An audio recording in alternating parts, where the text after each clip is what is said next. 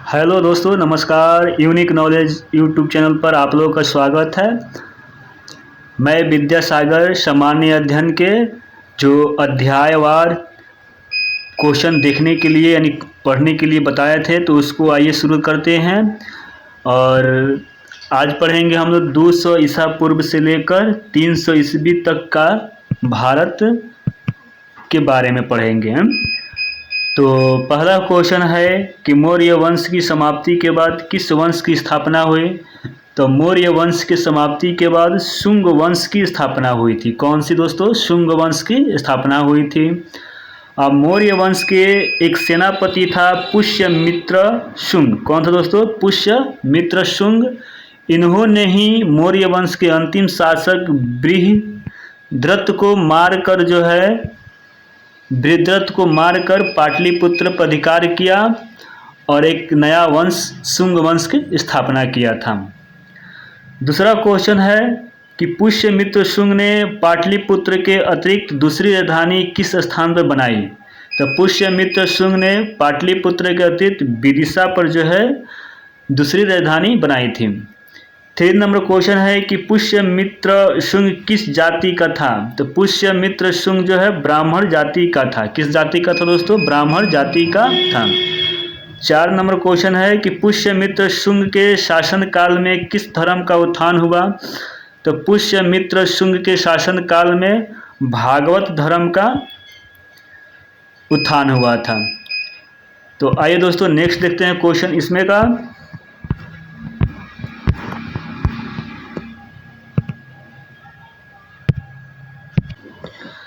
तो अगला 5 number question है दोस्तों कि महाभारत को किसके शासन काल में दोबारा लिखा गया। महाभारत को किसके शासन काल में दोबारा लिखा गया था। तो शुंग वंश के शासन काल में महाभारत को दोबारा लिखा गया था। 6 नंबर क्वेश्चन है कि भारहुत स्तूप किसके शासन काल में बनवाया गया था। तो भारहुत जो स्तूप है वो पुष्यमित्र शुंग के शासन काल में बनवाया गया था। 7 नंबर क्वेश्चन है कि मनु स्मृति तथा विष्णु स्मृति का संकलन किसके काल में हुआ था।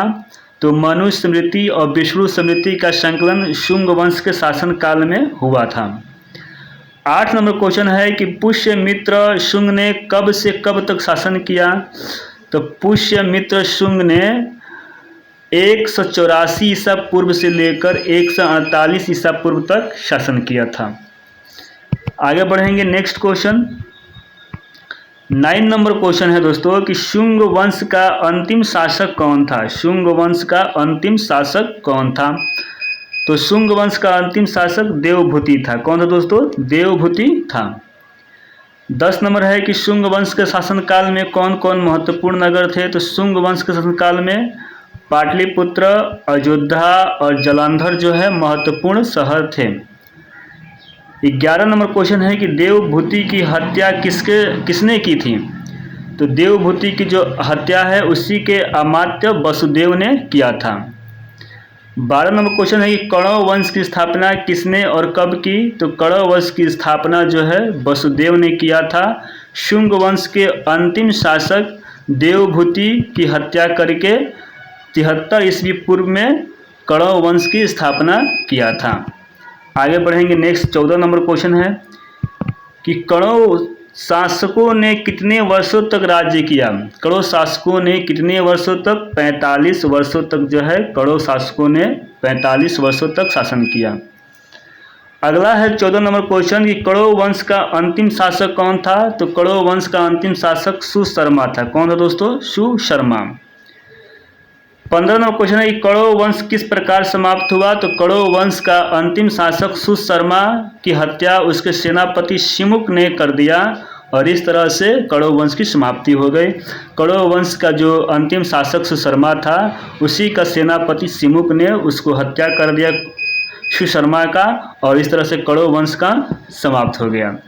आगे पढ़ेंगे 16 नंबर क्वेश्चन दोस्तों कि कणव वंश की समाप्ति के बाद मगध पर किस वंश का शासन हुआ। तो कणव वंश की समाप्ति के बाद मगध पर सातवाहन वंश की स्थापना हुआ। कौन दोस्तों? सातवाहन वंश की स्थापना हुआ। 17 नंबर क्वेश्चन है कि सातवाहन राजवंश का संस्थापक कौन था? तो सातवाहन राजवंश का संस्थापक सिमुक था। कौन था दोस्तों? सिमुक। सिमुक ने ही कण्व वंश की समाप्ति किया था सुशर्मा को मारकर। 18 नंबर क्वेश्चन है कि सातवाहन राजवंश और किस नाम से जाना जाता है? तो सातवाहन राजवंश जो है आंध्र राजवंश के नाम से जाना जाता है। 19 नंबर क्वेश्चन है कि सातवाहन राजवंश की राजधानी कहाँ थी? तो सातवाहन राजवंश की राजधानी प्रतिष्ठान थी। कहाँ थी दोस्तों? प्रतिष्ठान। 20 नंबर क्वेश्चन है कि सातवाहन राजवंश का सबसे महान शासक कौन हुआ? तो सातवाहन राजवंश का सबसे महान शासक गौतमी पुत्र सतकर्णी हुआ। कौन हुआ दोस्तों? गौतमी पुत्र सतकर्णी। 21 नंबर है कि सातवाहन वंश के किस शासक को पश्चिम का स्वामी कहा जाता है?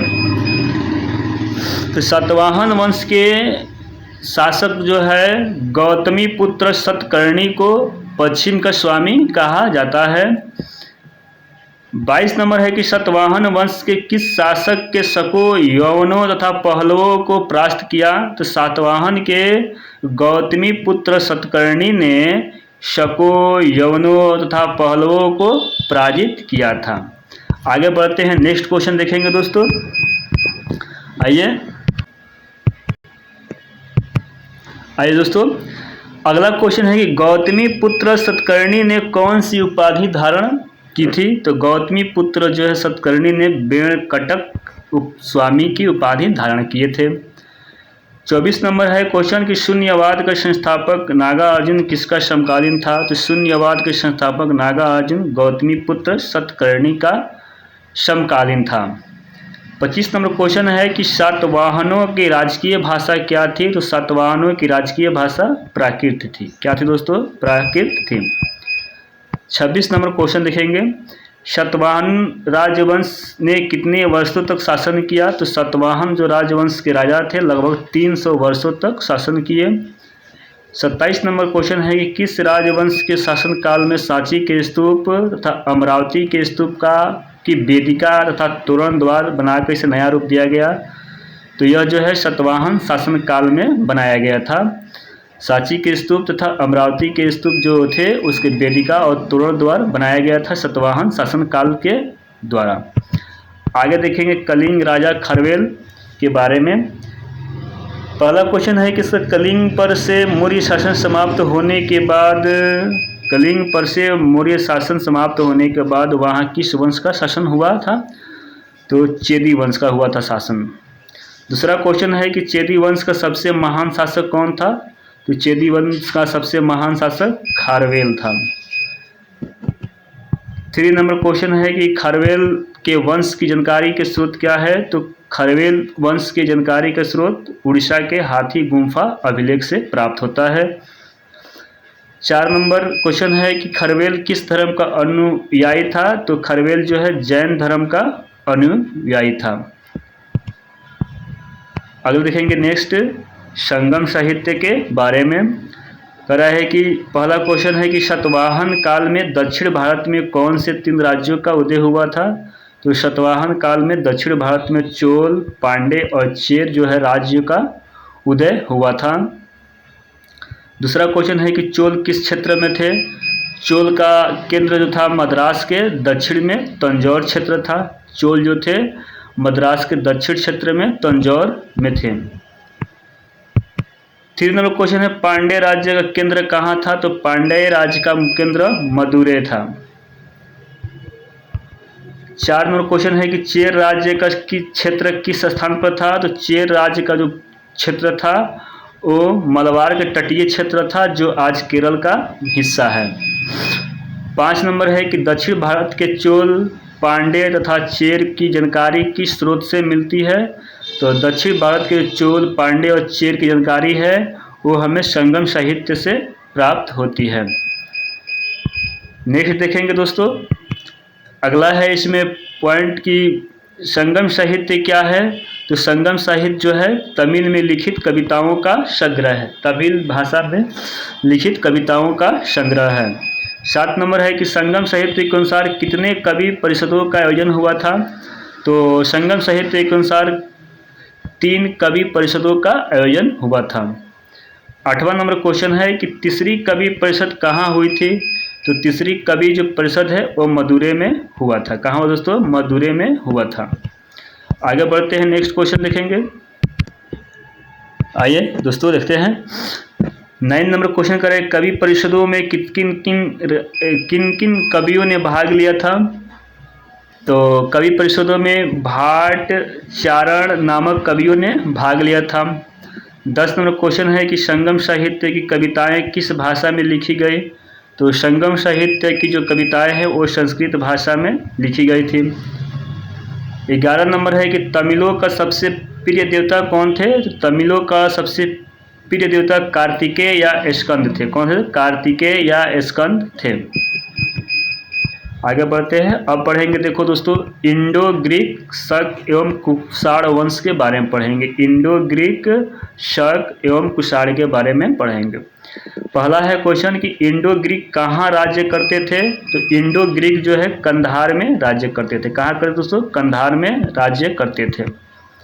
दूसरा है कि भारत में यूनानी शासकों में सबसे प्रमुख किसे माना गया है? भारत में जो यूनानी शासक थे उसमें सबसे प्रमुख मिनांडर को यानी मिलिंद को माना गया है। किसको? मिलिंद को। 3 नंबर क्वेश्चन है कि मिलिंद ने किस ग्रंथ की रचना की? तो मिलिंद ने मिलिंद पंद की नामक ग्रंथ की रचना किए थे। आगे बढ़ते हैं, 4 नंबर क्वेश्चन है कि मिलिंद की राजधानी कहाँ थी? तो मिलिंद की राजधानी जो है शाकल में थी। कहाँ थी? शाकल, जिसे सियालकोट के नाम से जानते हैं। अगला है 5 नंबर कि शक कहाँ के निवासी थे? तो शक जो है मूलतः मध्य एशिया के निवासी थे। कहाँ के दोस्तों? मध्य एशिया के निवासी थे। 6 नंबर क्वेश्चन है कि शक भारत के किस भूभाग पर आकर बसे? तो शक जो है उत्तर पश्चिम भारत में आकर बसे थे। शक जो है मूलतः मध्य एशिया के थे और भारत में उत्तर पश्चिम भाग में आकर बसे थे। शक वंश का सबसे योग्य शासक कौन था? तो शक वंश का सबसे योग्य शासक रुद्रदामन था। कौन था दोस्तों? रुद्रदामन। 8 नंबर क्वेश्चन है कि कुषाणों का मूल निवास स्थान कहाँ था? तो कुषाणों का मूल निवास स्थान चीनी तुर्किस्तान में था। कहाँ दोस्तों? चीनी तुर्किस्तान में था। 9 नंबर क्वेश्चन है कि कुषाण कौन थे? तो कुषाण चीन के यूची जाति की एक शाखा थी। कुषाण जो है चीन के यूची जाति की एक शाखा थी जो भारत के उत्तरी पश्चिमी क्षेत्र में शासन स्थापित करने में सफल हो गए थे। 10 नंबर है कुषाण वंश का प्रथम शक्तिशाली शासक कौन था? तो कुषाण वंश का जो प्रथम शासक था वो कुजुल कदफिसस था। कौन था दोस्तों? कुजुल कदफिसस था। अगला है 11 नंबर कि कुजुल कदफिसस ने कब अपना शासन स्थापित किया था? तो कुजुल कदफिसस जो है 15 ईस्वी में भारत में शासन स्थापित किया था। 12 नंबर है कि कुजुल कदफिसस की मृत्यु के बाद उसका उत्तराधिकारी कौन बना? तो कुजुल कदफिसस की मृत्यु के बाद बिम कदफिसस जो है उसका उत्तराधिकारी बना था। 13 नंबर क्वेश्चन है कि भारत में चमड़े से जूते बनाने का प्रचलन किस काल में हुआ? भारत में चमड़े से जूता बनाने का जो प्रचलन है वो कुषाण काल में हुआ था। किस काल में दोस्तों? कुषाण काल में हुआ था। अगला क्वेश्चन है 14 नंबर, कुषाण वंश का सबसे शक्तिशाली तथा योग्य सम्राट कौन था? तो कुषाण वंश का सबसे शक्तिशाली और योग्य शासक कनिष्क था। 15 नंबर क्वेश्चन है कनिष्क गद्दी पर कब बैठा? तो कनिष्क जो है 78 ईस्वी में गद्दी पर बैठा था। आगे बढ़ते हैं, नेक्स्ट क्वेश्चन देखेंगे। आइए दोस्तों देखते हैं अगला क्वेश्चन। 16 नंबर क्वेश्चन है कि शक संवत का प्रारंभ किसने किया? तो शक संवत का प्रारंभ जो है कनिष्क ने किया था। कौन किया दोस्तों? कनिष्क ने किया था। 17 नंबर है कि शक संवत कब से प्रारंभ हुआ? तो शक संवत 78 ईस्वी से प्रारंभ हुआ था। अगला है 18 नंबर क्वेश्चन कि कनिष्क की राजधानी कहाँ थी? तो कनिष्क की राजधानी पुरुषपुर यानी पेशावर में थी। 19 नंबर क्वेश्चन है कि कनिष्क ने कश्मीर में किस नगर की स्थापना की? तो कनिष्क ने कश्मीर में कनिष्कपुर की स्थापना किए थे। 20 नंबर क्वेश्चन है कि कनिष्क ने कौन सा धर्म ग्रहण किया था? तो कनिष्क ने बौद्ध धर्म को ग्रहण किया था। आगे बढ़ते हैं, नेक्स्ट क्वेश्चन 21 नंबर। कि अश्वघोष कौन था, तो अश्वघोष कनिष्क का राजकवि था। 22 नंबर है कि किसके शासनकाल में चौथी बौद्ध संगति हुई थी, तो चौथी बौद्ध संगति जो हुई थी वही कनिष्क के शासनकाल में हुआ था। 23 नंबर है कि चौथी बौद्ध संगति का आयोजन कहाँ हुआ था, तो चौथी बौद्ध संगति का आयोजन कुंडल वन में हुआ था जो कश्मीर में पड़ता है। अगला है नेक्स्ट क्वेश्चन कि चौथी बौद्ध संगति किसकी अध्यक्षता में हुई थी, तो चौथी जो बौद्ध संगति हुई थी वो वसुमित्र की अध्यक्षता में और अश्वघोष इसके उपाध्यक्ष थे। इन लोगों के दोनों व्यक्ति की अध्यक्षता में जो है ये चौथी बौद्ध संगति हुआ था। 25 नंबर क्वेश्चन है कनिष्क के शासनकाल में दो महान साहित्यकार कौन कौन थे, तो वसुमित्र एवं अश्वघोष जो है दो महान साहित्यकार थे। 26 नंबर है कि अश्वघोष की मुख्य रचनाएं कौन कौन सी है, अश्वघोष की मुख्य रचनाएं कौन कौन सी है, तो बुद्ध चरित्र एवं सूत्र अलंकार है। कौन कौन है दोस्तों, बुद्ध चरित्र एवं सूत्र अलंकार। 27 नंबर है कि कनिष्क के प्रमुख दरबारी कौन कौन थे, तो कनिष्क दरबार में वसुमित्र थे, अश्वघोष थे, चरक थे, नागार्जुन थे और संरक्षक थे। कनिष्क के प्रमुख दरबारी कौन कौन थे, वसुमित्र, अश्वघोष, चरक, नागार्जुन, संरक्षक ये लोग थे। आइए 28 नंबर क्वेश्चन देखेंगे दोस्तों। 28 नंबर क्वेश्चन है कि चरक कौन था, तो चरक जो है कनिष्क का राजवैद्य था। कौन था दोस्तों, कनिष्क का राजवैद्य था। 29 नंबर है कि विश्वविद्यालय चरक संहिता किनकी रचना है, तो चरक की है। किसके दोस्तों, चरक की है। 30 नंबर क्वेश्चन है कि चरक संहिता किस विषय पर लिखी पुस्तक है, तो चरक संहिता चिकित्सा से संबंधित है। 31 नंबर क्वेश्चन है कि कनिष्क बौद्ध धर्म के किस संप्रदाय का अनुयायी था, तो कनिष्क जो है महायान संप्रदाय के अनुयायी था और ये महायान संप्रदाय जो है बौद्ध धर्म के संप्रदाय है। आगे देखते हैं 32 नंबर क्वेश्चन है कि नागा अर्जुन कौन था, तो नागा अर्जुन जो है कनिष्क के दरबार का एक विभूति था जो एक महान दार्शनिक एवं वैज्ञानिक था। 33 नंबर क्वेश्चन कि भारत का आइंस्टाइन किसे कहा गया है, तो भारत का जो आइंस्टाइन जो है नागा अर्जुन को ही कहा जाता है।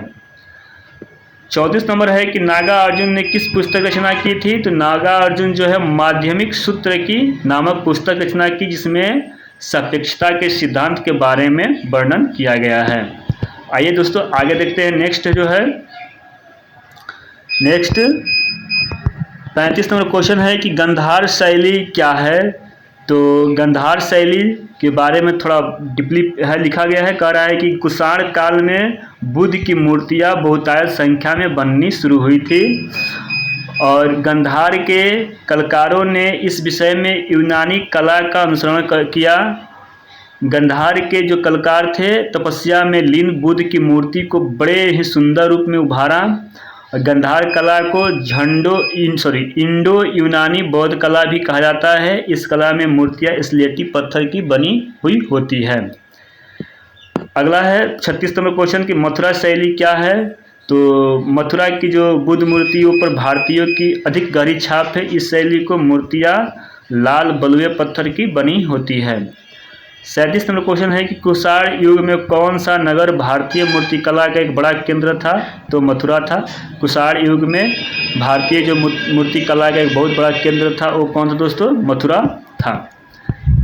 नेक्स्ट देखेंगे, करा है कि बिना सर का कनिष्क की कांसे की मूर्ति किस स्थान से प्राप्त हुई है, तो बिना सर का कनिष्क कांसे की मूर्ति जो है मथुरा से प्राप्त हुई है। अगला नेक्स्ट क्वेश्चन है कनिष्क की मृत्यु कब हुई, तो कनिष्क की मृत्यु जो है 102 ईस्वी पूर्व में हुई थी। 40 नंबर को कनिष्क की मृत्यु के बाद कुषाण वंश शासक कौन हुआ, तो उसका बड़ा पुत्र वाशिष्क। कौन हुआ दोस्तों, वाशिष्क। अगला है कि कुषाण वंश का अंतिम शासक कौन था, तो कुषाण वंश का अंतिम शासक वासुदेव था। कौन था दोस्तों, वासुदेव था। थैंक यू दोस्तों।